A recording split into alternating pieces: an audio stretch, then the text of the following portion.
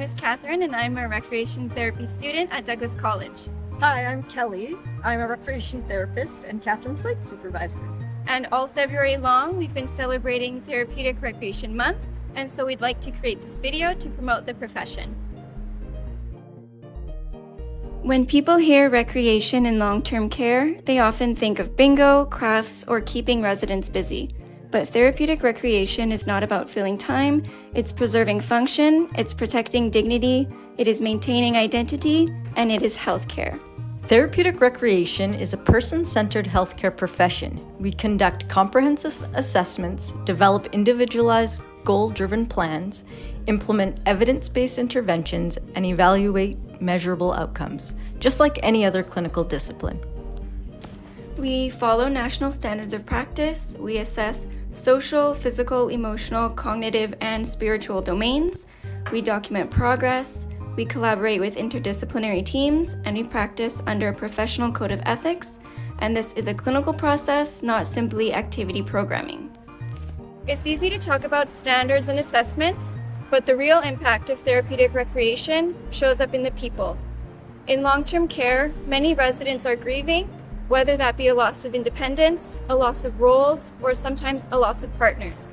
Therapeutic recreation gives something back.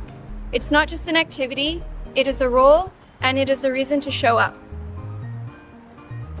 When we take the time to get to know someone's history, strengths, and interests, we can create meaningful interventions that reconnect them to who they are. And it's not just about the program itself, it's also about providing identity and creating space for someone to thrive. So is therapeutic recreation just activities? If it were just activities, it wouldn't require specialized education and clinical training. A recreation therapist designs programs that target mobility, cognitive function, emotional regulation, spiritual and social connection, and overall quality of life. These are measurable healthcare outcomes. We ensure that recreation is therapeutic, not just recreational. In long-term care, residents can often face loneliness, reduced mobility, cognitive changes, and social isolation.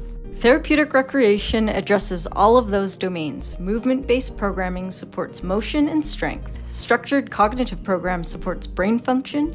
Social engagement can reduce depression and isolation. And those outcomes matter because quality of life is an important health indicator. In healthcare, medication is often used to manage agitation, depression, or behavioral symptoms. Therapeutic recreation provides structure, evidence-based, non-pharmacological interventions that support emotional regulation and meaningful engagement.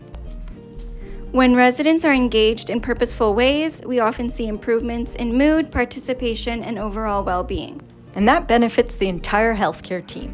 Meaningful engagement can reduce behavioral escalations, support staff, and improve the overall culture of care. In a world increasingly shaped by technology and artificial intelligence, therapeutic recreation remains deeply human. AI can organize schedules, it can assist with documentation, and it can generate information, but it cannot sit beside someone and offer human connection. It cannot replace human touch, cannot recognize subtle human emotions in real time. It cannot replace the therapeutic relationship between a rec therapist and a resident or client. And therapeutic recreation is an emotional connection, it's care, and it is a conversation. It is building meaningful relationships, it's getting to know someone for who they are, and creating the space for them to thrive. Why is it critical to have a recreation therapist at the clinical level and not just activity workers or assistants? Because therapeutic recreation is a clinical process. It requires formal education, specialized training, ethical accountability, and outcome-driven planning. We're responsible for assessment, goal development, risk management, documentation, and integration into the broader healthcare plan. Without that expertise, recreation risks becoming activity scheduling rather than healthcare. Recreation assistants are essential in bringing therapeutic plans to life. They provide daily consistency, relationship building, and direct engagement that extends the reach of care. And students, like Catherine, strengthen the future of the profession, contributing to new perspectives, supporting evidence-based practice, and helping ensure therapeutic recreation continues to grow within healthcare.